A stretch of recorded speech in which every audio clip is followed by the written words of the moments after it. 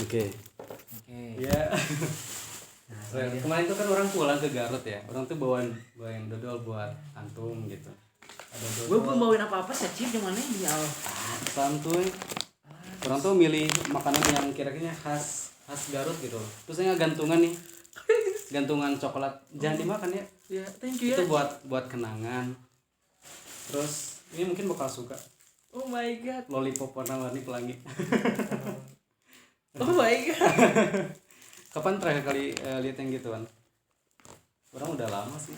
Ini kalau masukin kulkas aman lah ya. Aman. Gitu sih. Jadi orang tuh niatnya tuh mau bikin kayak yang dibikin sama Felsandor Hobi. Jadi kayak podcast gitu. Yang jelasin tentang ya orang tuh ngegali lah. Jadi masukin dua tuh, Cip lah. Bisi-bisi barang ya. Kita mulai ngobrol ya. Gimana, Cip? Jadi udah. So. Kenalin dulu dong namanya siapa. Oke, malam buat teman-teman Ahmad Podcast. Guys, enggak bener. Namanya belum ada sih sebenarnya. Enggak apa-apa, Ahmad Podcast. Nama aku Ferliski. Sekarang aku tuh sedang menjadi mahasiswa dari Hubungan Internasional Universitas Jenderal Ahmad Yani. Aku sekarang tuh lagi menempuh semester 3. Nah, itu mungkin sih perkenalan singkat aku. Aku lahir di Tasikmalaya. Tanggal 13 Oktober 2003. Ya. So hidup 19 Oktober 2003. 13 Oktober sih. 13 Oktober 2003. So mungkin ternyata waktu itu cepet ya. Gak kerasa saya itu kalau dipikir-pikir udah cukup mau meninjak namanya dewasa gitu. Yes, ya. Jadi cerita dulu deh dari dulu gitu kan. SD di mana, lahir di mana? Oke, aku lahir di Tasikmalaya 13 Oktober 2003. Kalau bertepatan jam 6 maghrib lebih 10 menit itu di hari Minggu. Ya orang-orang sih mengasumsikan orang yang lahir di bulan Oktober itu memang orang yang punya timbangan. Jadi katanya dia itu adil sana sini katanya gitu. Terus gitu. Orang yang hadir di hari Minggu tuh orang yang memang punya semangat membara lah, sistem memang justice daripada justifikasi dalam kehidupannya tuh dia tuh adil. Terus aku SD tuh mungkin aku TK dulu ya cerita. Boleh. TK aku masuk TK tuh aku umur 4 tahun kalau nggak salah di namanya TK Al Ittihad. Itu tuh lebih kepada sistem TK-nya Islami, tapi di dalam situ juga emang belajar matematika juga, keterampilan SBK dulu tuh sistem seni budaya dan keterampilan dan lain-lain sih. Di ya zaman namanya TK mungkin satu kalau misalnya bisa dibilang satu sejarah yang gak pernah aku lupakan dalam suatu rekaman. Aku merasa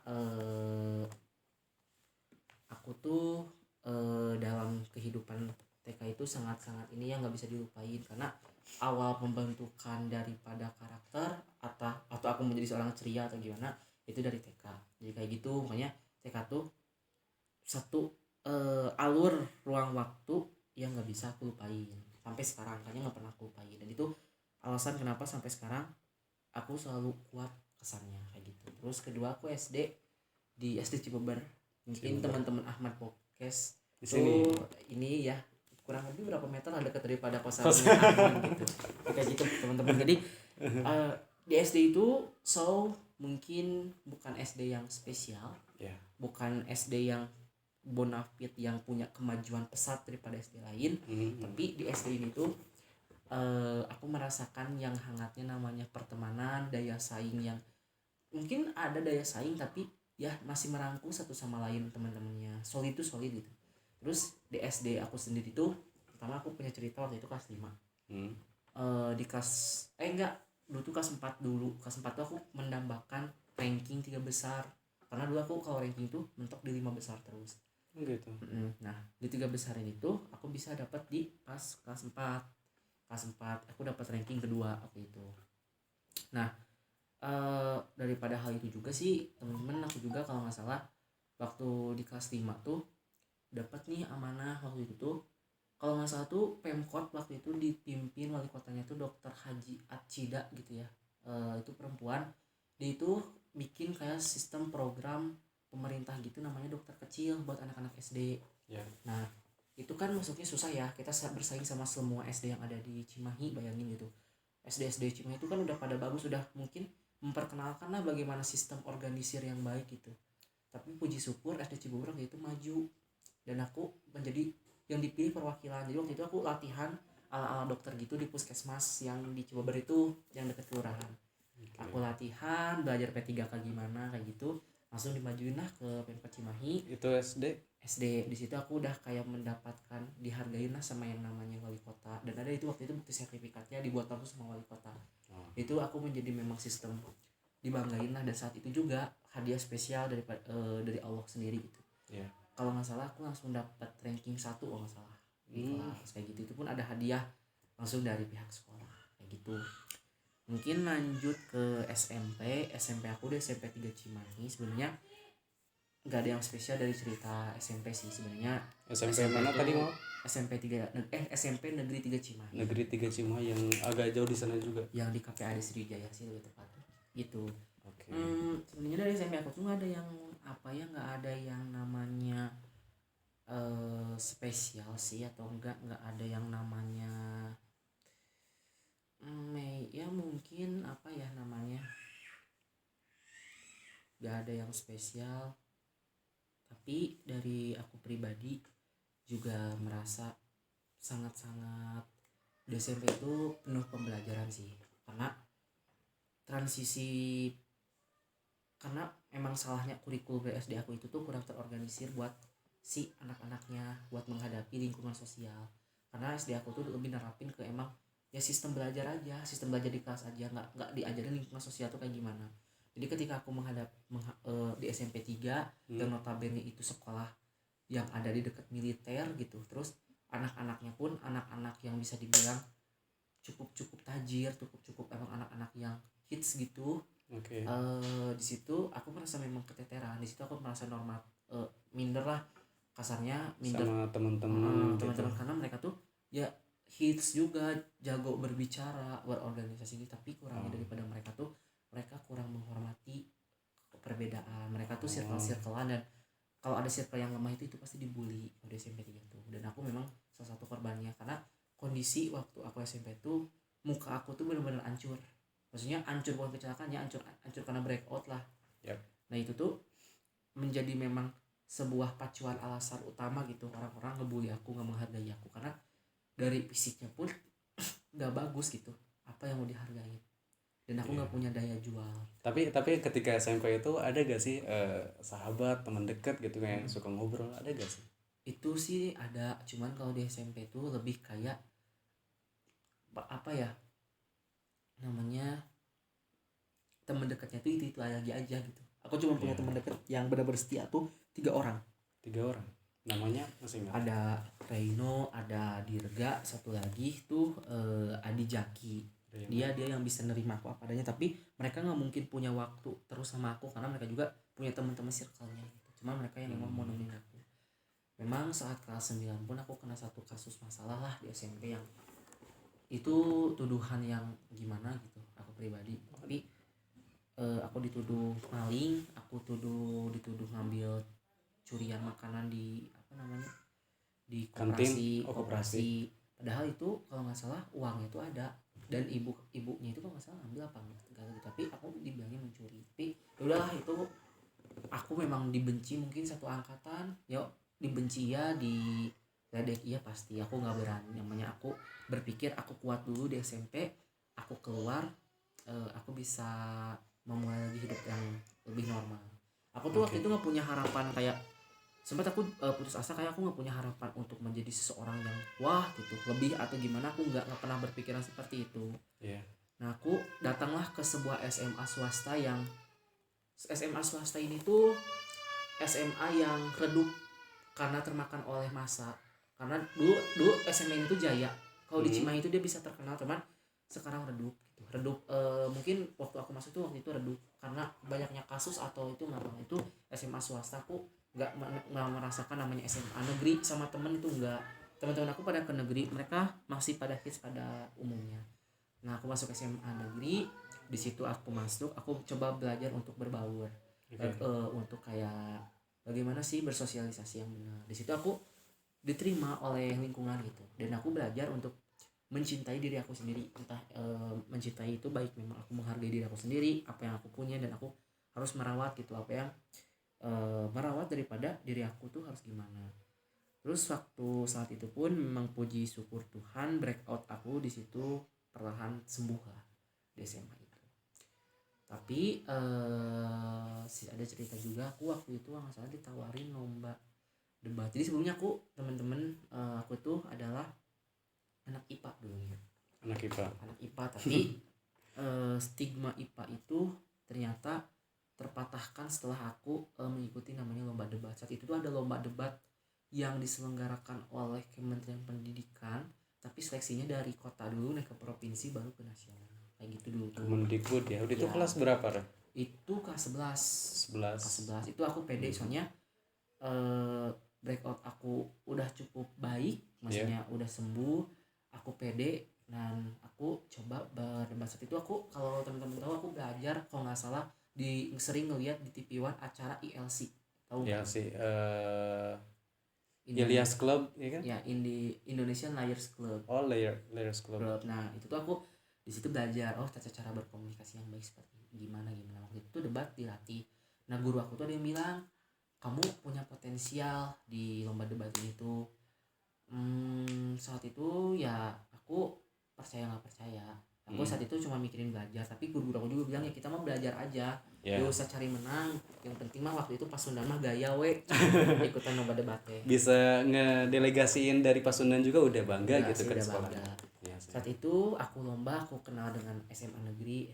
Saat itu memang rumor aku naik ke lomba debat itu cukup ramai, mengguncangkan SMA di Cimahi, karena SMA di Cimahi kan balik lagi ke anak-anak SMP 3 kan pada ngisinya di SMA negeri Cimahi. Dan mereka kaget gitu, Perel mana sih, gak mungkin Perel yang itu ikutan ini. Nah, sempat kayak gitu.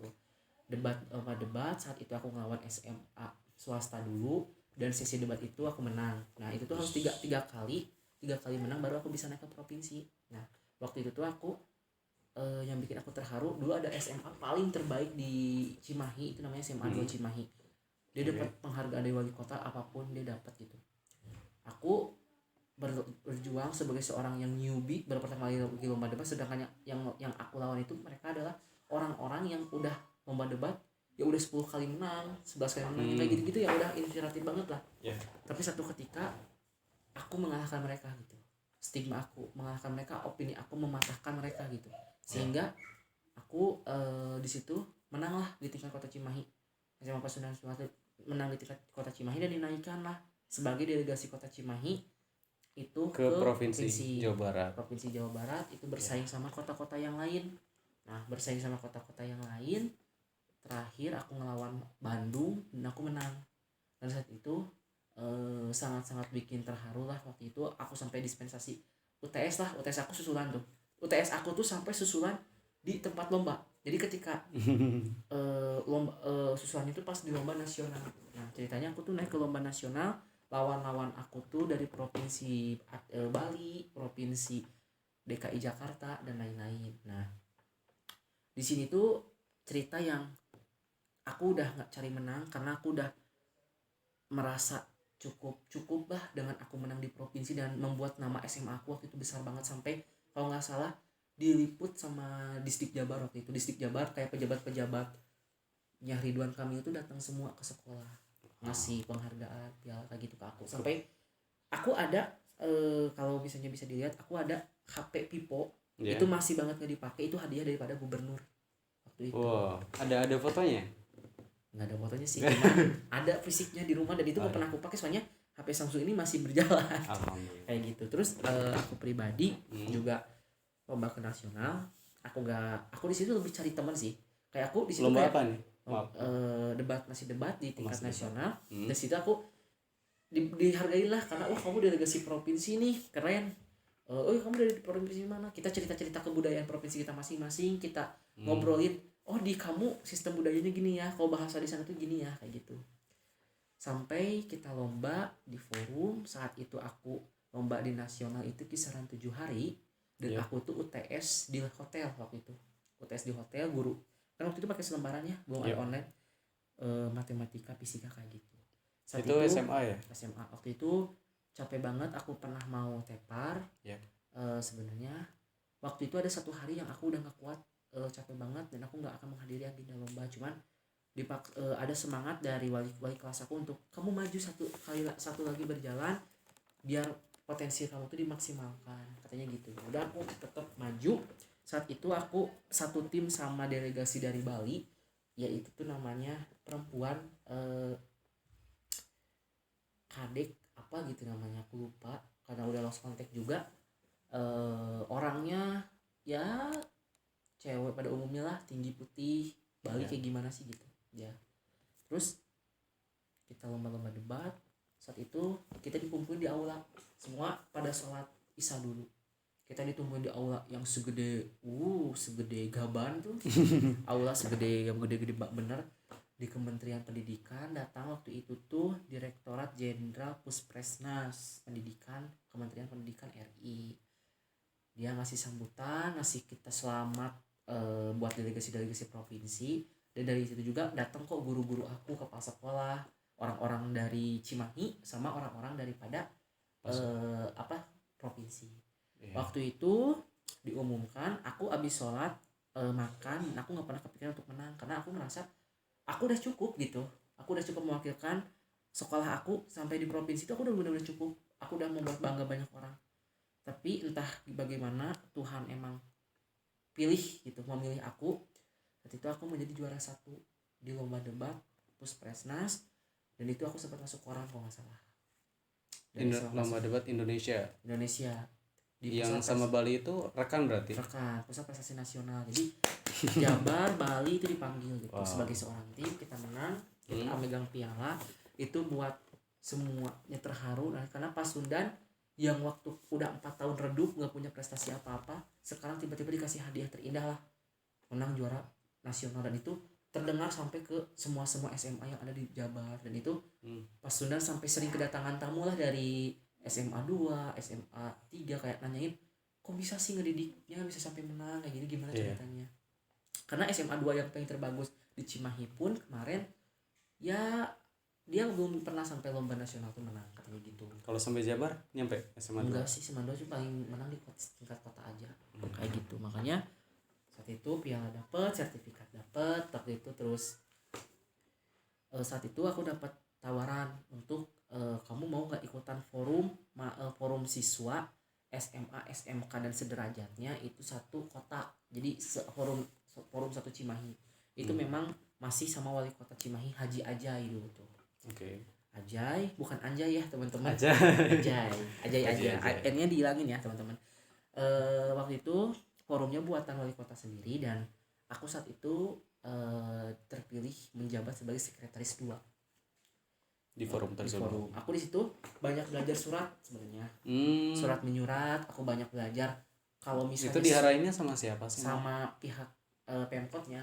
Jadi kayak surat menyurat, kayak aku kalau misalnya kirim surat Cimahi, pengen kirim surat ke kota Ciamis nih, itu sistemnya berarti kayak gimana sih, stripnya harus apa sih, itu tuh pemberitahuan atau surat undangan. Jadi belajar surat tuh pertama tuh ketika di forum SMA sama SMK sederajat itu ya di sederajat itu yang dimana diarahin langsung sama wali kota Cimahi. Jadi cerita sedikit nih teman-teman podcast Ahmad. Jadi aku yang sebenarnya forum Cimahi itu waktu itu sistemnya oprek ya.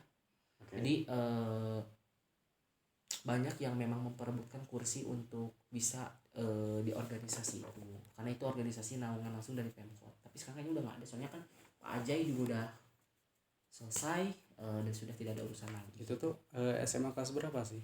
SMA masih kelas 11 kok, kelas 2. Kelas 11. Belum COVID sih, belum. Itu. WhatsApp udah itu kan berarti? Udah.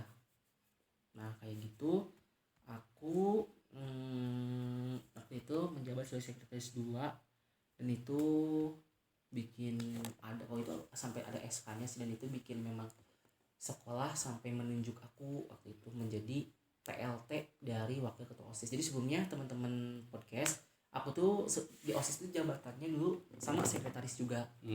Cuman dinaikin jadi PLT wakil waktu itu. PLT wakil. PLT itu apa sih? Pelaksana. Jadi PLT itu sebenarnya bukan jabatannya harus dibanggain sih sebenarnya. PLT itu lebih kepada pelaksana tugas. Jadi aku pelaksana tugas daripada wakil. karena wakil OSIS yang sebelum itu emang terkena masalah Ya. yang mengharuskan dia turun sehingga sekretaris naik dan gak bisa ditetapkan sebagai wakil, harus PLT gitu. Makanya aku PLT waktu itu, aku menjadi seorang wakil ketua OSIS pertama kali aku berorganisasi juga tuh, berarti di dua itu, di forum Pemkot sama di OSIS.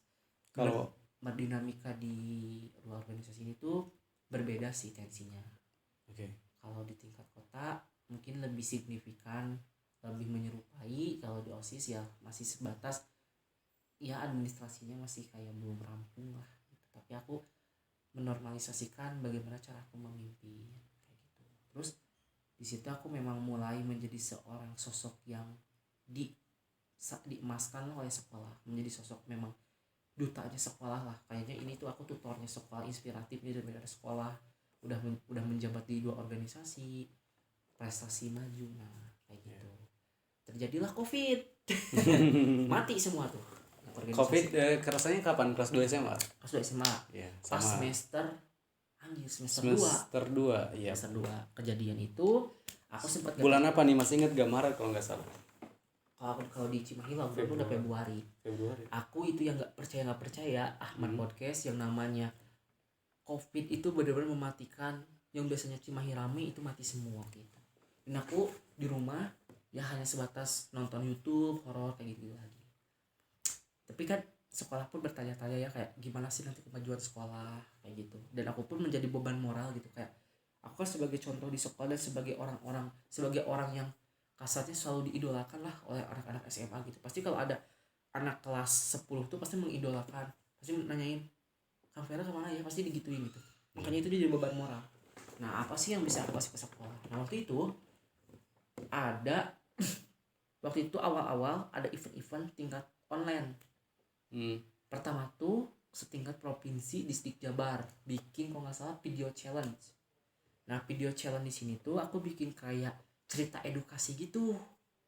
Nah cerita edukasi kayak gitu aku lomba tuh. Nah dulu tuh di bawah OSIS tuh kan ada 13 eskul di bawah naungan OSIS tuh. Nah salah satunya tuh Cloud Cinema. Nah aku tuh masuk juga di Cloud Cinema, makanya aku paham bikin film, paham bikin konten, paham bikin shoot kayak gitu. Aku bikinlah sama Cloud Cinema waktu itu sendiri. Enggak sih, berdua sama salah satu anak Cloud Cinema, tim kan di sana. Lomba online, mintalah izin kepada kepala sekolah. Terus aku bilang ini ikhtiar, mudah-mudahan menang. Dan sekolah walaupun online, walaupun COVID dan nggak tahu ya waktu itu arahan online tuh kayak gimana, kita masih bisa berkarya. Waktu itu pemikiran aku kayak gitu. Percaya nggak percaya, tahu nggak teman-teman podcast? Gimana? Waktu itu pengumuman dan aku situ juara 1. Wow. Hadiahnya itu tuh kalau nggak salah dari distrik Jabar dianterin ke sekolah, sertifikat, terus baju dari distrik Jabar, sama satu lagi laptop yang sekarang sampai sekarang belum dipakai, jujur. Jadi HP sama laptop belum dipakai sama aku. Karena kenapa belum dipakai? Ya bingung juga ya. Atau buat apakah buat kenangan emang atau? Sebenarnya aku lebih suka buat kenangan gitu. Jika oh ini hasil aku kemarin lomba. Kita singkat cerita lagi aja ya. Kelas 11 aku tetap fokus kepada akademik. Rankingnya dulu seringnya ranking 1 kalau di SMA. Alhamdulillah. Seringlah lomba gitu. Kasarnya kayak gitu. Lomba online tuh ada yang tingkat nasional, ada tingkat internasional. Nah ini kita cerita yang internasional dulu. Boleh. Di internasional waktu itu aku lomba cerpen. Pakai bahasa Inggris berarti? Iya sih, pakai bahasa Inggris. Cuman waktu itu bahasnya apa ya, kalau nggak salah aku lupa. Pokoknya tentang kebudayaan di dunia gitu. Waktu itu aku cuman masuk finalis ke 10. Waktu itu ke 10 tapi dapat emang reward juga.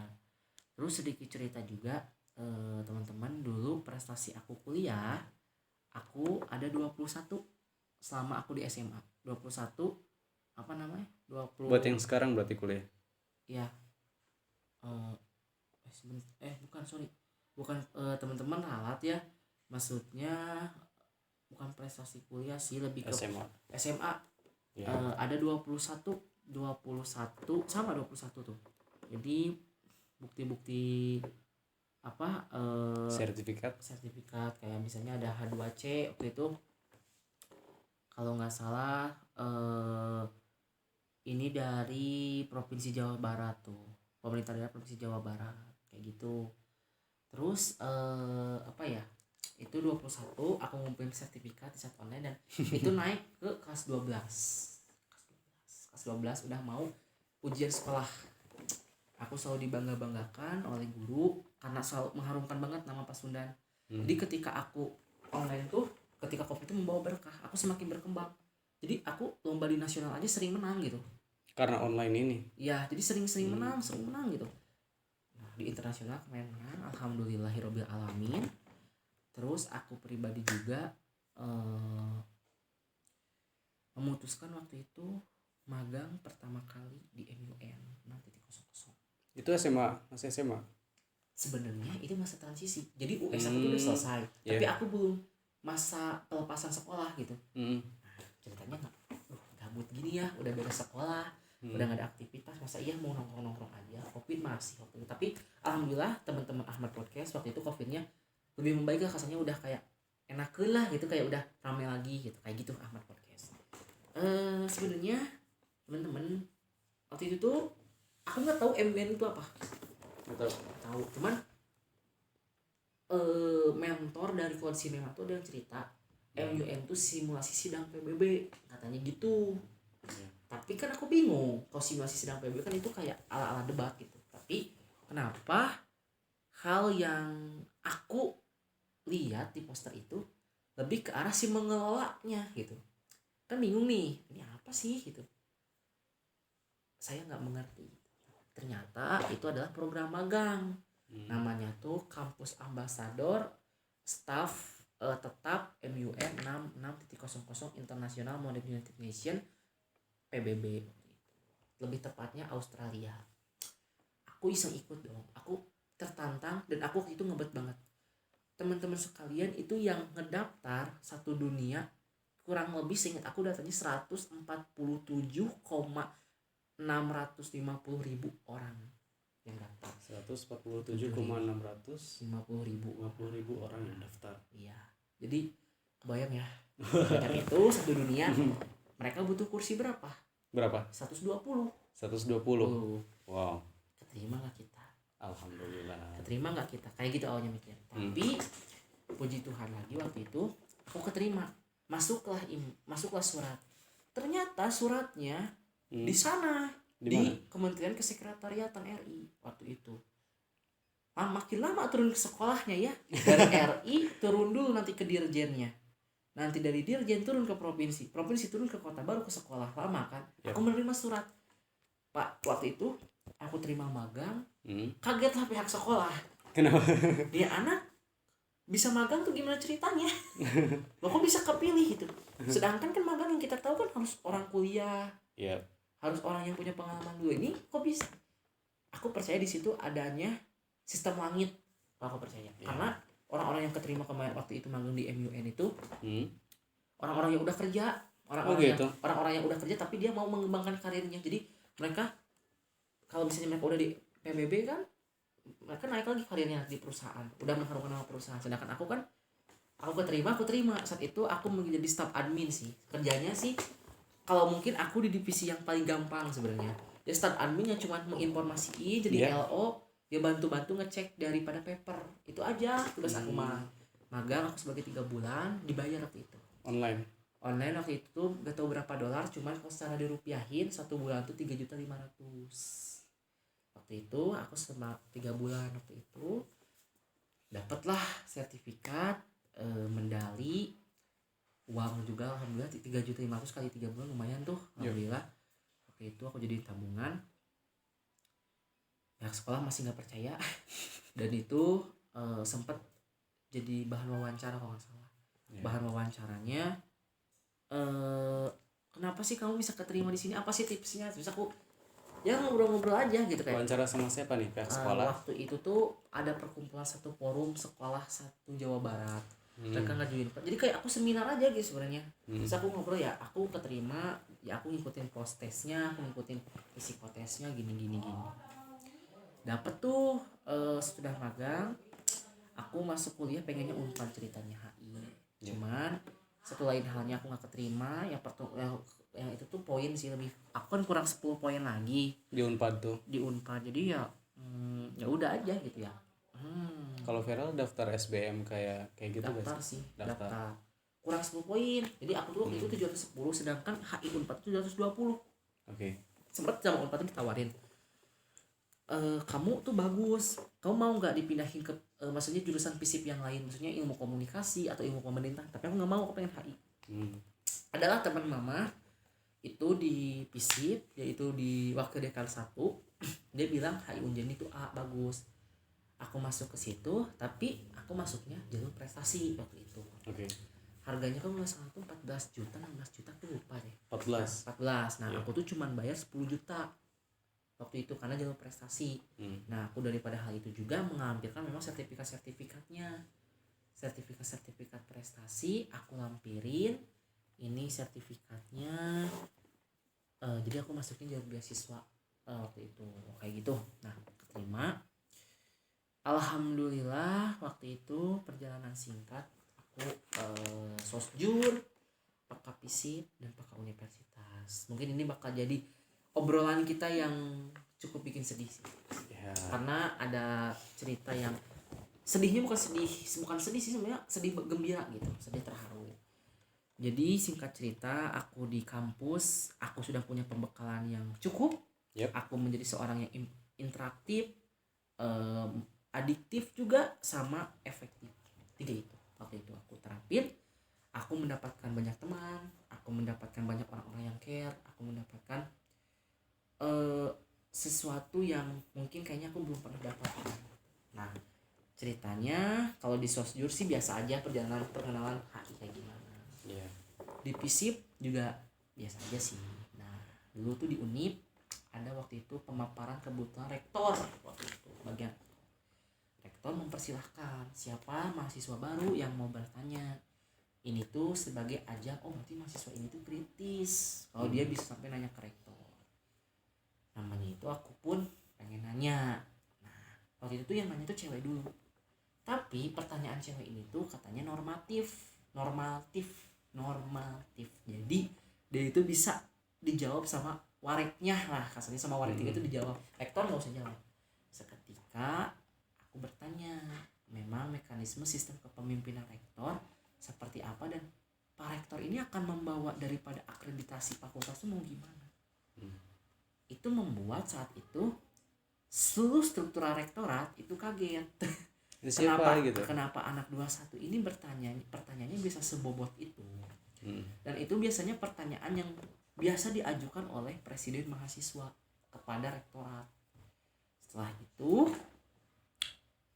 hanya dijawab sama rektor, hanya karena rektor yang lebih tahu. Selesai. Saat itu pagi-pagi, ceritanya teman-teman Admar Podcast, aku pagi-pagi itu gak kuat mules. Tapi ada yang spam nelpon sampai 18 kali. Jam berapa tuh? Jam 7 pagi. Gak tahu kenapa. Ternyata itu staf mentor di PK Unip. Aku waktu itu gak kenal namanya. Aku tanya, kenapa Kak? Selamat ya, kamu sudah terpilih menjadi calon daripada wakil presiden ketua angkatan. Semangat ya, ada 17 calon, nanti sistemnya sistem gugur. Saat itu aku gak percaya, karena jabatan yang di kampus itu berdinamikanya sama politik. Dan aku saat itu tidak pernah berpikiran aku untuk berpolitik, aku berfokus pada sistem karir. Kejadian hal itu, aku mandi, aku gak boleh itu ikutan peka, keluar dan masuk room Zoom yang lain. Saat itu ada 17 orang yang menjadi calon, dan itu katanya mahasiswa angkatan 2021 yang terbaik, yang bisa memimpin. Saat itu kita ditanya apakah kita sanggup memimpin 11 fakultas, 41 program studi, memimpin 41 ormawa tingkat jurusan, memimpin 10 ormawa tingkat fakultas, memimpin 120 unit kegiatan mahasiswa, dan memimpin 7 lembaga dakwah, dan memimpin LSM, lembaga swadaya mahasiswa. Kita bingung apa itu, kita bingung. Pas diobrolin ternyata itu organisasi semua. Mikir nggak sih teman-teman, satu organisasi aja kita menjadi ketua, liarnya minta ampun. Tapi kita itu menjadi kepala presiden di atas organisasi yang ada di bawahnya. Liarnya. Waktu itu aku tidak berharap ingin jabatan itu karena aku tidak pernah berpikir untuk berkarir dan berorganisasi. Tidak pernah berpikir. Aku insting aku naik. Secara tiba-tiba kenormalan aku masuk, konsepan-konsepan yang aku punya, leadership development aku ada. Waktu itu gugur, tersisalah 4. Aku, Afi, Ranisa, sama Arya. Hanya 4. Ternyata sialnya makin sial. Visi misi kita harus diorasiin depan 8.000 mahasiswa yang ada di Zoom. Mau disimpan di mana wajah kita? Gitu ya, pertama. Ditambah waktu itu rambut saya lagi pendek-pendeknya. Gak pede waktu itu, teman-teman. Aku berdoa waktu itu, mudah-mudahan aku tidak terpilih. Kenapa tuh? Aku tidak tertarik, tidak mau. Karena itu berat, terlalu berat waktu itu. Emang dari awalnya pengen itu berkarir gitu, nggak berpolitik aja, gitu. Iya, ini mimpin banyak organisasi. Jadi organisasi di kampus itu kan udah banyak. Kita yang mimpin, kita yang satu komando yang bikin kebijakan. Itu sebutannya memang bukan ketua lah, itu emang udah sebutannya presiden kayak gitu tuh. Daripada hal itu, visi misi. Waktu itu aku menyajikan visi misi IASS, International Association Student. Waktu itu aku kurang lebih seperti itu visi misi aku. Waktu itu terjadilah voting. KPPU dibuka, Komisi Pemilihan Umum. Waktu itu dibuka, disaksikan oleh demisioner, disaksikan oleh rektor, waktu itu wakil rektor dan struktural. Pertama yang diumumkan itu presiden. Karena setahu aku juga rumor nih ya, Ahmad Podcast katanya kalau orang-orang yang udah menjabat di kampus itu biasanya bakal tenar, bakal famous, dikenal sama kampus-kampus yang lain. Karena dia kan sebagai representatif, bener nggak, daripada jurusan, fakultas sama kampus itu sendiri. Pertama yang diumumkan adalah presiden, yaitu Sadat Muafi dengan total suara 50,1%. Sekarang dipilih wakil, tinggal 3 orang lagi. Aku udah gak peduli waktu itu siapa. Ternyata dengan sistem suara 35,7% itu jatuh ke aku sebagai wakil presiden. Bingung kan aku, alas ya, nyesel aku waktu itu ngapain aku bikin visi misi bagus gitu. Karena aku gak siap waktu itu.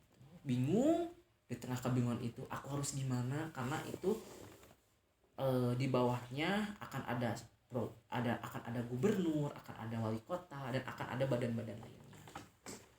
Tapi waktu itu aku berpikir ini kan jalan daripada Tuhan. Jadi Tuhan memberikan yang terbaik dan aku yakin Tuhan berarti sanggup gitu. Bahwasanya percaya ke aku teh sanggup dalam memimpin banyaknya organisasi.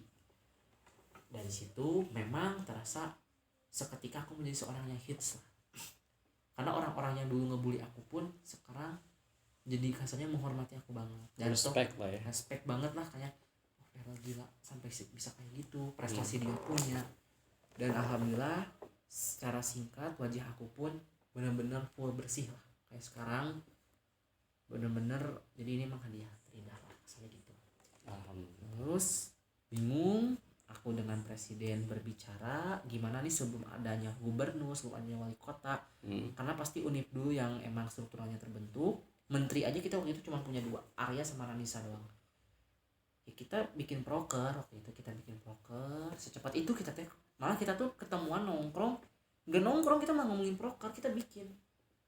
Terus kita masuk kuliah, ya aku masuk kuliah ya aku aktif seperti biasa, bertanya-tanya. Mungkin yang punya podcastnya juga tahu tuh karena dulu kita satu kelas ya, semester pertama kelas D gitu. Kelas D, dan sampai hari ini pun masih ingat gak kelas D itu dulu namanya apa? Dustadug ya kan? Iya, Dustadug HI waktu itu kalau nggak salah. Emang itu emang kelas paling barbar lah ya. yang paling barbar. Oke. Tapi yang namanya kita menjabat teman-teman semua, Iya. tentu akan ada dinamika. Itu yang paling harus teman-teman semua tahu. Dinamika tuh maksudnya apa sih biar teman-teman yang Dinamika pada itu tahu? tuh sebenarnya adalah bentukan daripada roda masalah. Masalah itu arahnya roda. Kadang kita di bawah, kadang kita di atas. Tergantung tensi keadaannya. Yang namanya presiden wakil presiden itu harus sudah siap dengan konsekuensi karena kita memimpin semuanya. Kita menjadi representatif dari Unjani, kita membawa nama baik Unjani, dan kita pun termasuk anggota forum daripada perkumpulan seluruh aliansi semua kampus gitu. Waktu itu memang dinamika yang pertama ada aku memiliki masalah dengan presiden aku sendiri. Karena yang pertama kurangnya komunikasi, karena aku dengan dia sama-sama sibuk, padahal waktu itu kita sama-sama enak. Nah, aku menghargai presiden aku sibuk, dia pun menghargai aku sibuk, kita sama-sama kita fokus dulu ke akademik. Terus sambil menunggu semester 1 sih, sambil menunggu wali kota dan gubernur itu ada lah gitu. Tapi yang namanya dinamika kan nggak bisa ditebak, adalah yang memperkeruh hal itu sehingga memang terjadilah perang yang cukup besar, perang dingin cukup besar antara presiden dan wakil presiden saat itu, yang mengakibatkan putusnya sistem koordinasi. Jadi untungnya fakultas mampu berdiri sendiri waktu itu tanpa harus hadirnya universitas. Jadi masalah itu karena disetir dan hal itu tuh dicoba diselesaikan selesai. Dan dinamika bersama presiden itu sebenarnya udah selesai. Ada dinamika baru yang ini pun sebutannya dinamika, dan berarti kehidupan itu semisteri itu, sesikrit itu lah kasarnya gitu. Kenapa sesikrit itu? Dinamika di kampus sendiri sih, kayak kita punya satu kelas dianggap keluarga, itu belum tentu, karena kehidupan di kampus itu adalah kehidupan deal on the deal. Kamu menguntungkan buat saya, ya saya juga akan menguntungkan untuk kamu. Seperti itu kalau di kampus. Makanya aku terkena juga satu kasus, satu masalah dengan orang yang aku anggap keluarga sendiri, dan alhamdulillah waktu itu yang punya podcast ada hadir dan aku selalu curhat ke beliau. Dia pun menolong ada permasalahan aku dengan keluarga aku waktu itu kurang baik juga. Nah, kita sekarang itu mungkin cerita sedihnya, tapi dinamika itu roda. Sekarang mungkin bagian senangnya. Sekarang aku memutuskan untuk keluar maksudnya tidak terlalu fokus di universitas, dengan pengalaman yang kita mulai di semester 2 ya. Kita magang bersama, tim bersama, walaupun itu ada dinamika yang antara aku dengan Rahmat pun ada dinamikanya lah kasarnya kita. Karena waktu yang kasus yang sertifikat itu enggak. Nah, itu sertifikat itu aku juga kebingungan kenapa sampai bisa kayak gitu dan kenapa namanya enggak tercantum, sampai udah dibenerin ke grupnya, alhamdulillah dibenerin ya sama pihak itunya.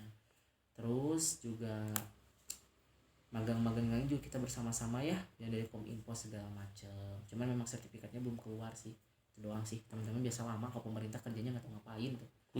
Terus waktu itu saya angkatan 21 tuh aku keterima satu event yang sampai masuk TV. Apa tuh? Parlementer remaja DPR RI. Itu kalian apa tuh, baru-baru ini atau 21 kemarin? Semester berapa? 1 aku udah ikutan. Jadi ceritanya itu tuh adalah sebuah program dari DPR langsung, yaitu untuk menjadikan anak-anak remaja menjadi seorang legislatif muda. Parlementer remaja ya? Ya, jadi itu tuh langsung dari DPR, dan itu banyak diketahui oleh banyak orang dan masuk TV segala macam. Aku waktu itu 77.000, cuman setiap dapil, setiap provinsi itu cuma butuh 2 kursi. Wow. 77, dan aku keterima mewakili Jawa Barat waktu itu sebagai praksi dari Jawa Barat. Jadi Jawa Barat itu partainya aku lah kasarnya. Nah, satu lagi dari mana tuh? Satu lagi juga dari universitas mana ya, kalau nggak salah tuh swasta sih, negeri nggak ada. Hari itu aku menang. Jadi aku waktu itu online sih waktu itu. Kalau online, tapi aku merasain yang simulasi jadi DPR itu gimana. Bener-bener di DPR, ngerjain tugas DPR, dan teman-teman harus tahu kita diangkat langsung jadi DPR muda. Dan itu ada di sertifikat kita, ada di SK kita. Kita diangkat sebagai DPR muda. Kita kenal sama banyak pemerintah. Kita kenal tahu sama ketua DPR siapa. Tapi aku waktu itu nggak, karena waktu itu kan parlemen remaja tuh udah jadi anggotanya aja tuh udah anggota DPR muda tuh udah senang banget gitu. Jadi nggak kepikiran tuh mau jadi ketua DPR muda. Ya itu dikasih siapa aja yang mau kan itu.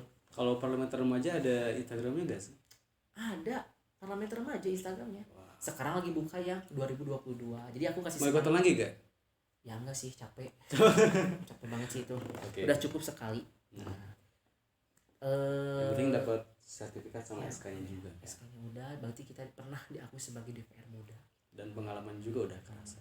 Dan tahu nggak teman-teman, dari parlemen remaja dipilih, ngeberebet. Berebet gimana?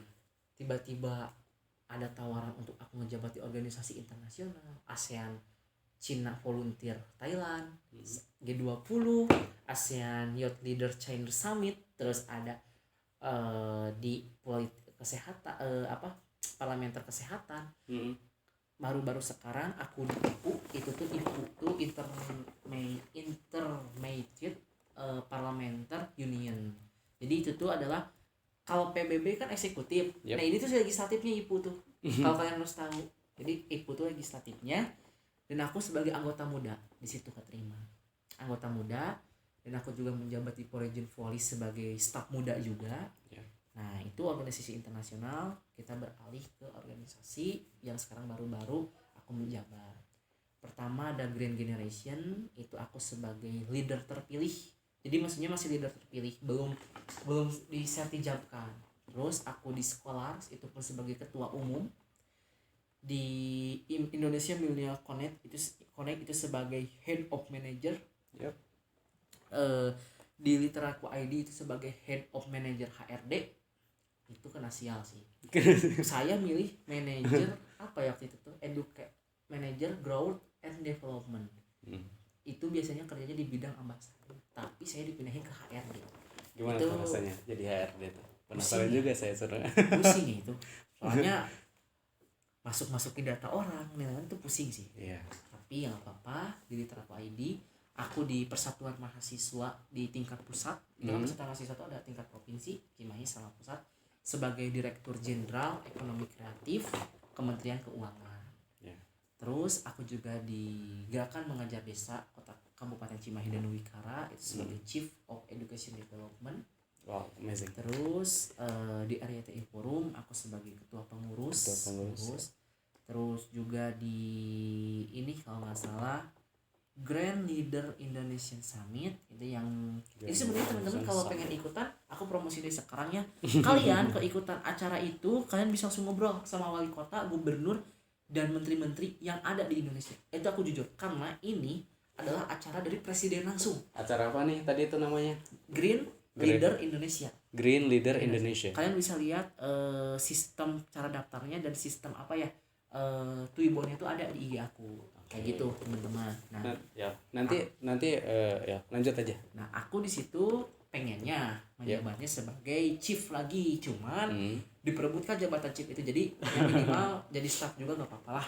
Karena udah di setingkat gede kayak gitu. Terus aku juga kalau ambasador mungkin aku baru dua International Global Network sama sekarang aku menjadi ambasador di Advesia. Kayak gitu di perusahaan multinasional Advesia. Aku menjadi brand ambassador. Terus juga apa lagi ya, karena dulu aku juga udah beres tapi ada dulu tuh aku diangkat sebagai kepala departemen di Jabar Z Milenial. Mungkin kepala departemen tuh sama kayak chief gitu sebenarnya, tapi di organisasi Jabar Bergerak Zilenial di tingkat yang Jabarnya waktu itu. Jadi aku udah tahu tata cara mengelola organisasi setingkat provinsi kayak gitu. Terus kayaknya organisasi aku mungkin yang sekarang ngejabat cukup sekian sih. Yang di luar kampus dari aku sendiri sih, closing statement tuh adalah dari akar setiap kepemimpinan, akar daripada setiap mimpi, akar daripada setiap poin yang ingin kalian capai itu adalah disiplin. Mengapa demikian disiplin? Disiplin adalah entitas daripada poin-poin yang menjadi titik tumpu utama. Kalau kita disiplin, kita sudah mampu membiasakan situasi, kita sudah bisa menyetir situasi, dan kita sudah mampu mengkonsep ke depannya apa yang kita ingin kendarakan. Jadi sebenarnya titik tumpu itu ada disiplin. Oke. Aku pernah punya sih sistem ala-ala kata kiasan disiplin, cuman lupa lupa banget. Cuman Enggak. disiplin itu adalah menggambarkan sebagai api yang menjadi bahan bakar dari setiap promotor kehidupan kalian. Itu disiplin, karena disiplin itu adalah bentukan dari jujurnya hati kalian untuk melakukan apa yang ingin kalian lakukan. Kalau misalnya kalian ingin beribadah, berarti kalian sudah disiplin daripada ibadah kalian. Kalian ingin bekerja, kalian juga berarti sudah menerapkan disiplin pada apa yang ingin kalian kerjakan. Itu mungkin daripada aku saat ini. Mungkin kepusingan aku adalah dinamika. Sebuah organisasi mesti memiliki dinamika, Of course, ya. dan itu pun gimana caranya kita bisa menyelesaikannya bersama-sama. Oke. Jadi ya podcast aku kayak gitu. Aku balikin lagi gimana yang punya podcast. Enggak, kita belum selesai sih sebenarnya. Masih santai kan? Soalnya nanti resume orang bakal bikin sih bahasa Inggris, terutama kan filsafat ya. Bab 4 sama 6 Indonesiain aja, soalnya tadi kata kadip aku Indonesiain. santai. Indonesia gampang. Nah kayak gitu. Terus gimana? Jadi masuk ke pertanyaan aja sih. Jadi memang apa tuh gestar kita Feral ini memang menarik banget, dan ada beberapa pertanyaan memang kayaknya menarik tuh buat dibincangkan. Sebenarnya nanti tuh bakal orang bikin, Zaki bikin atau Ahmad bikin di website juga. Jadi ada websitenya, nanti Feral di foto ya, nanti kalau atau minta fotonya. Jadi nanti di sana tuh bakal dicantumin tuh, kecuali nomor HP ya. Dicantumin Feral Rizky Herlambang, CV-nya mau dicantumin nggak? Tergantung yang punya podcast. Kalau mau dicantumin misalnya orang-orang misalnya ada yang nemu CV kamu terus tertarik kan bisa langsung hubungin. Jadi mungkin nanti dicantumin CV yang sekarang gitu kan. CV-nya, emailnya siapa, terus Instagramnya apa. Mungkin buat nomor jangan. Jangan. Karena Kalaupun ada orang yang berkepentingan bisa lewat email. email dulu. Setuju kan? Terus Sepakat. gimana? Ada pertanyaan lagi nggak? Nah, terus juga nanti yang tadi tuh tentang disiplin sebagai bahan bakar kejujuran kalian kepada aktivitasnya gitu kan. Itu juga nanti kan ada cukup beberapa tuh, makanya saya tuh ketika Fral bilang bla bla bla bla tentang disiplin, wah menarik nih, diam aja deh gitu kan. Soalnya ini bakal menarik. Nanti kayaknya bakal orang tulisin deh quotes terbaik dari guest star kita Fral Rizky Herlambang tentang disiplin gitu kan. Nanti bakal tulis, saya simak lagi, saya tulis. Nah, pertanyaannya nih tadi itu belum kesebut sebenarnya. Dari SMA kan udah mulai, nggak, dari SD justru ya udah apa tuh aktif ikutan lomba-lomba gitu kan. Nah, dari SMA kan sebenarnya udah daftar ke UPI ya, Unpad HI ya, HI Unpad, cuman kurang 10 poin ya. Iya, 10 poin. Nah, kenapa sih emang tertarik sama HI, atau maksudnya kenapa milih HI gitu kan? Bukannya tertarik sama karir dan lain sebagainya? Jadi sebenarnya kalau mau jujur-jujuran teman-teman podcast, jadi kalau tapi aku say hi dulu ya sama teman podcast. Boleh. Masih semangat enggak gitu ya, tetap semangat buat teman-teman. Kalau mau ngomongin jujur-jujuran, Ya. HI itu memang banyak prospeknya yang bisa diyakinkan sebenarnya kayak gitu, karena cakupannya dia itu internasional. Kenapa aku memilih HI? Karena aku pertama memang merasa nyaman bekerja secara internasional sistem, karena hal itu tuh aku rasakan yang ketika magang di PBB. Sebenarnya itu aku kayak hal itu seru nih, apalagi sistem diplomasi, dan hal itu menggambarkan tentang disiplin tadi. Kenapa? Daripada HI ini adalah disiplin untuk kita bisa jujur mempromosikan apa yang kita punya kepada orang lain, dan itu nantinya mendapatkan feedback daripada orang lain ke kita. Nah, itu HI mengajarkan disiplin seperti itu. Aku baca-baca di teori-teorinya, oh keren nih HI, mengajarkan kita memang untuk selalu senantiasa disiplin. Mau itu dalam disiplin tujuan, mau itu disiplin dalam pemikiran, mau itu disiplin lainnya gitu, lainnya kayak gitu. Terus aku pribadi juga merasa apa ya, HI ini adalah hal yang paling cukup membuat aku ini ya brainstorming gitu. Brainstorming, berpikir keras, berpikir kemungkinan dari kemungkinan yang bakal setiap harinya kita pasti bakal terjadi. Ya itu pasti tergambarkan kayak gitu teman-teman. Makanya aku pengen ke HI Unpad ya karena pertama Unpad kan negeri seperti itu mikirnya. Cuman ya lain hal nggak bisa, ternyata kalau swasta itu HI-nya bagusnya di Unjani. Oh swasta bagus banget di Unjani kayak gitu teman-teman. Kalau sekarang setelah diperhatiin memang dari pandangan Vera sendiri gitu kan skalanya udah besar tuh, udah masuk ke nasional bahkan internasional. Dari pandangan Vera sendiri emang HI kita lebih baik gak sih daripada Unpad atau gimana tuh stratanya? Kalau ngomongin lebih baik atau lebih bagus, sebenarnya bukan lebih baik lebih baik atau lebih jelek ya. Lebih kuat apa enggak, soalnya kayak gitu. Jadi kayak sebenarnya HI kita tuh lebih berfokus ke pertahanan sama ekonomi Pembahasannya. dan kalau untuk di tingkat negara Indonesia memang dibutuhkan seperti itu, kapabilitas pertahanan dan kapabilitas ekonomi.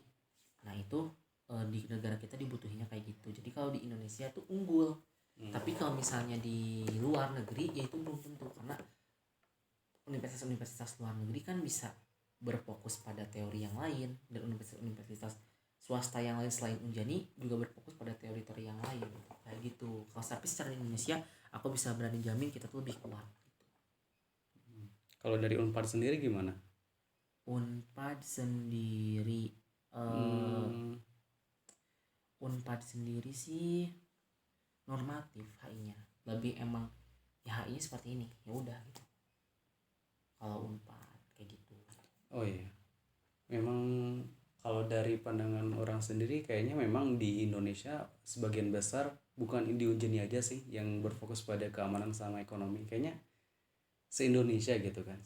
Walaupun memang kalau kita ngerasainnya kan di Unjani memang fokusnya memang pada itu, dan orang juga dengar daripada cutting-cutting maupun daripada dosen rata-rata skripsian HI itu ya enggak yang aman itu ya itu tadi yang disebutin sama Vero tentang mencakup tentang keamanan sama ekonomi.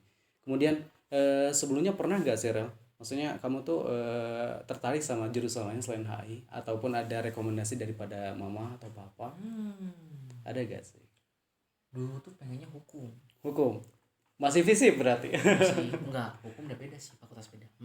Oh iya. Cuman kalau hukum gitu ya, lebih biasa, lebih maksudnya ya hukumnya sebatas ngebahas itu aja gitu,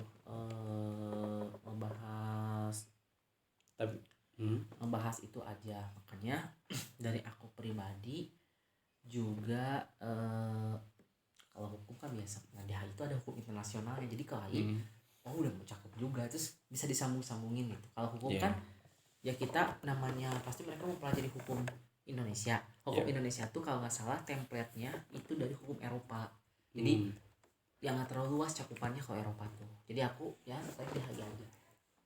Kalau dari orang tua ada rekomendasi jurusan gak sih? Nggak ada sih, orang tua sebenarnya membebaskan untuk di mana, cuman jangan pernah berorganisasi dan berpolitik. Sebenarnya terus seperti itu, tapi kan nggak bisa ya, yang namanya udah masuk FISIP ya kali nggak berpolitik. Apalagi udah punya jabatan ya kan di UNIF, mau gak mau harus ikut berpolitik gitu. Politik itu nggak kotor teman-teman podcast, tapi oknumnya aja yang oknumnya kotor. Iya betul.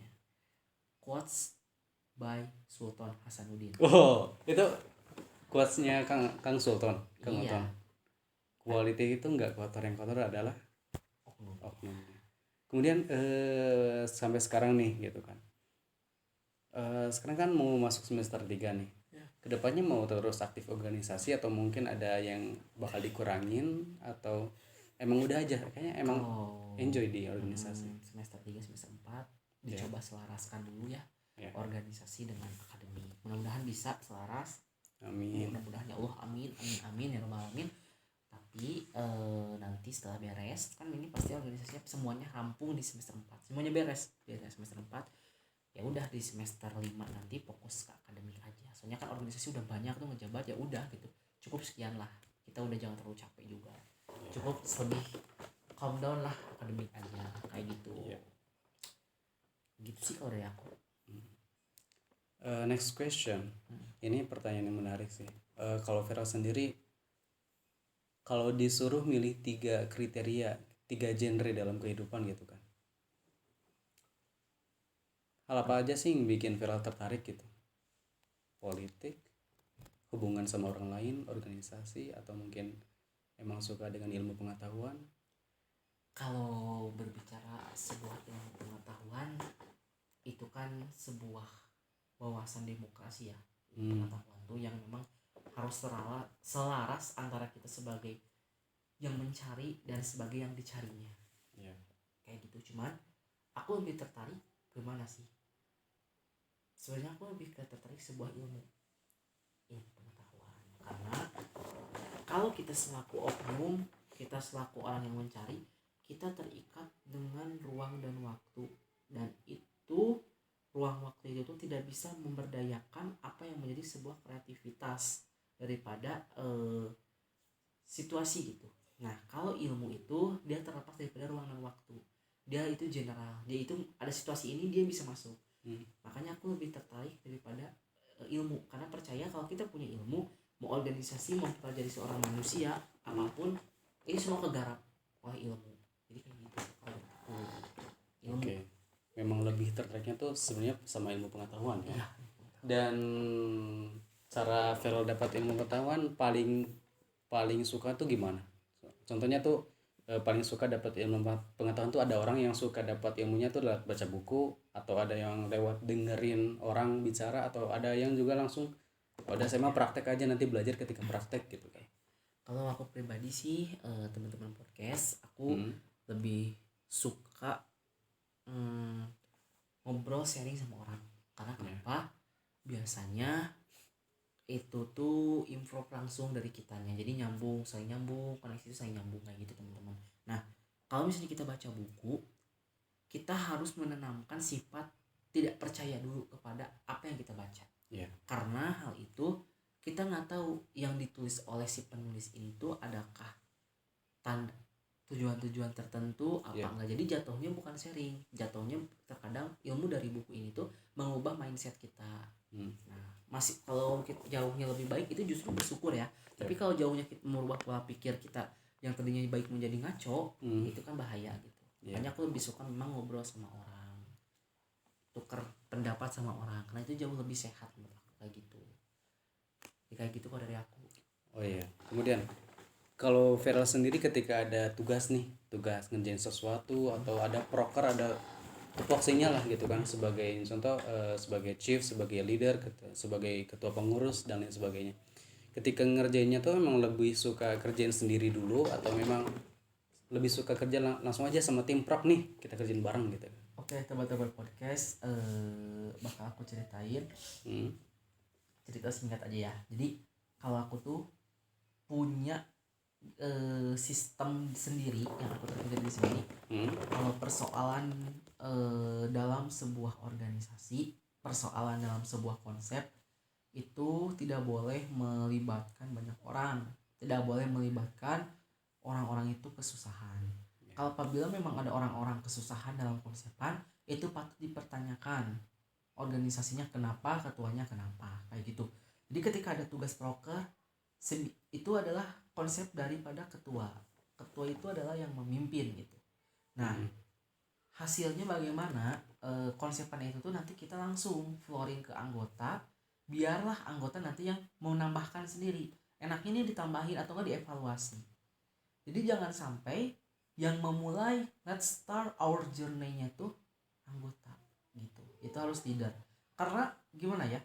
Mau tidak mau, suka tidak suka, ketika ada sebuah masalah dalam organisasi, kalian kalau pemimpin, kalian itu harus mau berkorban. Karena yang harus kalian tanamkan, mindset yang harus kita tanamkan menjadi seorang pemimpin adalah seperti ini. Anggota-anggota kita punya persoalan hidup yang lain. Anggota-anggota kita punya keluarga. Anggota-anggota kita punya, misalnya punya anak. Anggota-anggota kita punya elemen-elemen yang harus dia hidupi gitu.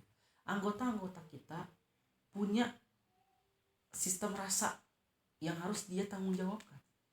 Maka daripada hal itu, kita sebagai seorang pemimpin, kita yang harus menanggung sistem permasalahan itu. Kita yang harus maju. kasarnya ketua itu adalah bajranya, tamengnya, dan memang sistem strategi perangnya daripada organisasi tersebut. Jadi ketua itu adalah orang yang harus mau mengorbankan kepentingan dia untuk kepentingan bersama. Iya. Gitu. Jadi menjadi seorang pejabat ketua itu bukan semata-mata keren, bukan semata-mata, tapi semata-mata mampu nggak disiplin kita itu bisa menghasilkan banyak manfaat untuk orang lain. Karena sejatinya tugasnya manusia itu salah satu daripada yang disebutkan oleh agama tuh kita bermanfaat bagi orang lain. Kayak gitu. Jadi untuk proker-prokeran itu aku lebih suka bekerjanya sendiri dulu. Jadi orang anggota-anggota aku hanya lakukan saja teknisan. Jadi mereka mempermudah gitu. Mereka tidak perlu ada yang dipikirkan. Jadi kayak gitu kalau dari aku. Okay, that's interesting. Mungkin bakal banyak orang yang terinspirasi dari podcast ini, terutama teman-teman yang mungkin yang dengernya ada yang SMP, SMA mungkin. Nanti tertarik, wah ternyata di universitas ada BEM kayak gitu ya. Ternyata jadi pres angkatan begitu ya caranya. Mungkin ada juga yang wah tertarik nih buat ikutan lomba nasional, menghidupkan contoh SMA-nya yang Pasundan gitu kan, yang misalnya sebelumnya semu gitu kan, biasa aja tiba-tiba setelah datang viral gitu kan, banyak universitas SMA yang SMA 2 mungkin yang pada datang gimana sih caranya gini-gini gitu kan, bikin orang tertarik gitu kan. Mungkin teman-teman yang dengerin bakal termotivasi dan semoga aja bermanfaat, dan mungkin aja ada teman-teman juga yang dapetin podcast ini dari website ya. Kalau teman-teman tertarik, teman-teman bisa chat aja lewat email ya, email aja Feral Rizky Herlambang. Itu sih menarik memang. Terus kemudian apa sih tujuan kamu ke depan gitu Ren? Sekarang kan usianya 18 nih, 18, masih muda kan. Kedepannya mau gimana sampai umur 20, mau gimana sampai umur 30, mau gimana? Oke ya. Boleh. Kita step by step dulu, oke? Ya. Oke. Ini sebenarnya tata kehidupan. Aku ke depan next umur 19 terus nanti kepala 20 itu mengingatkan aku bahwasanya aku sudah beranjak untuk dewasa, beranjak untuk siap untuk menjadi tua itu pasti gitu. Yep. Aku meyakini hal itu. Bagaimana sistem aku ini, tugas aku ini harus sebagai menginspirasi orang tuh, katakanlah bisa aku implementasikan jauh lebih sempurna. Jadi kenapa demikian?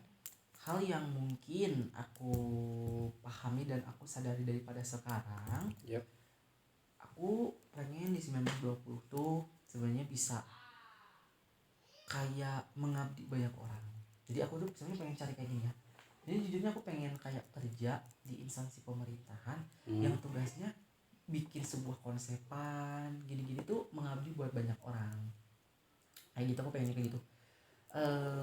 Karena sebenarnya kalau karir itu lebih nanti juga menyusul kalau karir itu.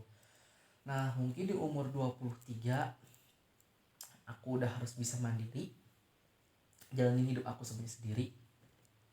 Aku udah harus bisa membelilah impian-impian aku, maksudnya kayak aku harus beli rumah, harus beli ini dari sendiri lah gitu. Yep, ketika udah rampung, mungkin aku bakal lanjut ke S2, sekolah S2 lagi untuk menimba ilmu, mencari apa yang menjadi kekurangan dari S1 kita kayak gitu. Terus aku pribadi juga merasa sudah itu ingin aku pun harus menjalankan hidup selayaknya orang itu.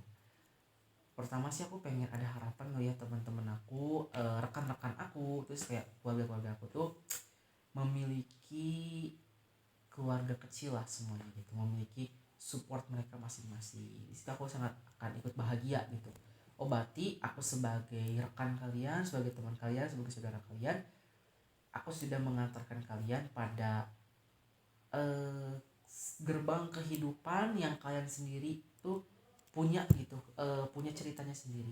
Karena percayalah ketika kalian punya keluarga kecil, cerita kalian itu akan menuju bab yang baru, semuanya akan baru. Mungkin setelah itu aku juga harus berani masuk dalam fase kehidupan yang baru. Aku juga harus emang mencari keluarga gitu ya, rasanya aku harus menikah, aku harus punya keturunan juga nantinya kayak gitu.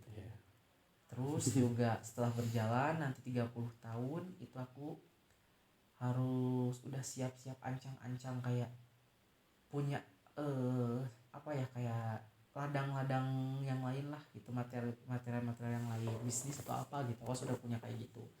Tahun 30 tahun. Nanti di umur 35 pastikan karir aku bisa dipucuk lah kasarnya. Kalau misalnya di kepemerintahan aku bisa wali kota atau ketua DPR, itu udah bisa di umur 35 kayak gitu. Mungkin itu perwujudan daripada cita-cita mungkin ya. Perwujudan daripada cita-cita mungkin sambil sekolah S3 kayak gitu. Boleh. Sekolah S3 beres, perwujudan cita-cita.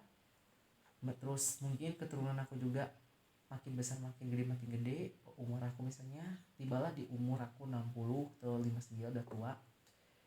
Aku menginginkan punya 11 cucu. 11 cucu. 11. Anak berapa? Anak sih satu sih sebenarnya. Pengen satu kayak aku gitu. Berarti dari anak pengen punya 11 cucu. 11 itu ya harapan 11 cucu. Itu 6 laki-laki 5 perempuan. Pengennya kayak kenapa sih sama angka 11 itu? Nah, angka 11 itu tuh satu daripada kiri, kan 11 tuh ada satu kanan satu kiri. Satu kiri itu melambangkan titik angka 1 masa aku SMA, jayanya aku SMA, dan satu titik kanan adalah jembatan, hasil daripada jembatan, daripada satu kiri itu melambangkan aku menjadi orang nomor 1 yang berhasil menggapai cita-cita yang aku inginkan. 11 itu tuh ada lambangnya, dan aku menginginkan kalau misalnya aku punya cucu-cucu aku gitu ya, kayak gitu, 11 itu tuh mereka bisa jadi emang orang-orang yang bisa mengabdi untuk bangsa dan negara gitu. Amazing. Kenapa gak 11-nya tuh anak kamu ajar ya langsung? Gak bisa. Soalnya biar bisa dikontrol. Kayaknya satu aja kalau aku mah. Soalnya kenapa ya? Itu juga berlaku buat anakmu ya. Paham nggak? Ya harusnya kan gitu. Kalau Ya aku kan? satu aja gitu. Soalnya gimana ya? Nanti kan maksudnya kalau anak viral gitu kan bisa diatur, saya pengen punya anak 11 nih dengan tujuan tadi udah bagus, satu kiri satu kanan, satu ke SMA, yang satu yang lain adalah saya menjadi nomor 1 di impian saya gitu kan. Kalau anak viral kan itu bisa diatur nih, saya punya anak segini, oh ini masih kurang mohon maaf ya bikin lagi gitu kan dan sebagainya, itu kan bisa diatur. Tapi kalau misalnya anak viral gitu kan, viral kayak tadi viral punya anak tunggal 1, kemudian anak viral suruh viral kamu harus punya anak 11, kan itu nggak bisa diatur juga kan, dia punya kepala sendiri gitu. Jadi sebenarnya anak 1 itu aku sebenarnya kayak gini, aku nggak mau anak aku tuh kerja keras sebenarnya gitu. Aku pengen anak aku teh kerja cerdas, kerja santai. Jadi segala kerja kerasnya biar dari aku gitu. Sumber kekayaannya, sumber emang melanjutkan dari aku aja. Nah tapi di masa dia berhak punya anaknya sebanyak-banyaknya, tapi aku pengen 11 karena aku pun ketika titik puncak kebahagiaan tuh ketika aku punya cucu-cucu gitu. Dan aku tua pasti masa tua aku tuh indah gitu. Menarik. Kalau ditanya harapan usia gitu sampai umur berapa sih? 60, 70, 80, 90, satu abad. Itu susah ya dijawabnya, emang situasional, dan aku nggak bisa ngebayangin kalau misalnya udah punya cucu ketika ditanya gitu, aku pasti nggak bisa jawab. Sebenarnya di sisi lain aku nggak bisa meninggalkan duniawi karena aku punya cucu, kayak ini udah sayang banget gitu, terus mikirin cucu aku. Cuman aku balik lagi, target umur aku nggak bisa nentuin, aku bisa menyerahkan memang sama yang di atas. Kenapa? Kepemilikan sejati hidup kita itu yang di atas. Kita hanya bisa berencana, tapi rencana itu balik lagi gitu sama yang di atas kayak gitu. Cuman harapan aku setidaknya di kehidupan aku tuh aku punya cerita, dan orang-orang tuh kasarnya oh dulu Feral tuh ini ya punya cerita kayak gini baik ini, jadi rekodnya tuh baik lah gitu dan bisa bikin manfaat buat banyak orang. Jadi setidaknya punya cerita, karena percayalah ketika kita sudah tidak ada, sudah masuk yang kubur, kalau kita ngomong orang tua kita bakal nangis di hari itu atau 2 hari atau seminggu, sisanya dia cuma keingetan doang, nangis biasa-biasa. Karena apa? Dia punya anak yang lain, atau dia punya keluarga yang lain, atau dia punya teman-temannya juga yang selalu menghibur. Teman-teman kita, mereka punya keluarga, mereka punya teman-teman yang lain, mereka punya siapa? Punya pasangan atau gimana gitu. Sahabat kita sama demikian, nangisin kita 1 hari atau 2 hari itu pas kita dikubur. Dia punya sahabat yang lain, dia udah punya support system yang lain, betul? Orang yang kita anggap sebagai ibu gitulah kasarnya juga sama gitu. Maksudnya kayak aku nganggap dia ibu, tetep oh Vera tuh dulu cuman gini. Sedihnya cuma di hari itu, cuman nanti lama kelamaan juga udah terhibur lagi. Pada akhirnya kita dilupakan. Dan aku yakin karena kayak punya cucu aku masih kecil aku ditinggalin, mereka bakal lupa, percayalah bakal lupa. Kayak apalagi mereka makan remaja, ya boro-boro mereka udah remaja mikirin kakeknya, nggak mungkin. Mereka remaja pasti mikirin kehidupan mereka kayak gimana. Cuma satu yang nggak akan lupain aku, ya Tuhan aku. Itu aja. Makanya aku tidak bisa berbicara aku pengen duniawi, karena dunia pun akan melupakan kita. Tapi setidaknya kita punya manfaat buat orang, kita punya cerita, mengukir sejarah lah ya. Ya mengukir sejarah. Tertarik gak Vera, maaf yang dipotong, kayak bikin buku gitu, bikin autobiografi, bikin buku kan soalnya Vera nanti kalau udah jadi nomor 1 nih umur 35 gitu kan, ya mungkin 35 karirnya bakal melonjak tinggi gitu kan. So, tapi misalnya kalau udah pensiun nih di umur 40, 50 gitu kan, 60 udah punya cucu, mungkin Feral 50 lah katakan, biar nggak terlalu tua gitu kan, dan masih hangat gitu kan. Punya pengalaman banyak, ilmu banyak, tertarik gak bikin buku gitu, biar misalnya nanti kalau udah meninggal ya orang-orang bisa mendapat manfaat dari buku-buku yang pernah Feral tulis gitu kan. Aku tertarik sih tertarik banget terkait memang bikin buku terkait menceritakan ya aku ini dari kalangan apa, siapa, dan menceritakan sebuah pengalaman aku yang bisa menjadi guru inspirasi buat mereka. Mudah-mudahan kepake lah sama mereka di masa nanti tantangan global semakin tinggi, legitimasi sistem demokrasi semakin bertentangan, semakin maju, sistem pemerintahan pun semakin berbeda, semakin banyak tantangan, dan itu mudah-mudahan bisa menjadi bekal mereka. Itu aja kalau harapan aku. Dan jangan lupa juga nanti selain buku-buku tentang beberapa aspek yang mungkin bakal spesifik ya tentang suatu kasus atau mungkin suatu perihal yang ingin disampaikan, jangan lupa juga bikin autobiografi di mana Feral tuh di situ menceritakan tentang saya tuh dari kecil kayak gini di podcast ini, kayak dari kecil gini perjuangannya gimana gitu. Kan itu menarik juga gitu. Mungkin itu aja sih. Buat teman-teman podcast, close statement ya. Daripada aku pribadi, tetap semangat. Tantangan dinamika kehidupan, roda, hembusan angin, dan setiap perjalanan kalian itu akan punya cerita, akan punya rekaman jejaknya sendiri. Maka daripada hal itu, kalian pribadi harus bisa mengukir cerita versi kalian yang terbaik, menjadikan sebuah buku cerita kalian ini berwarna lah untuk banyak orang.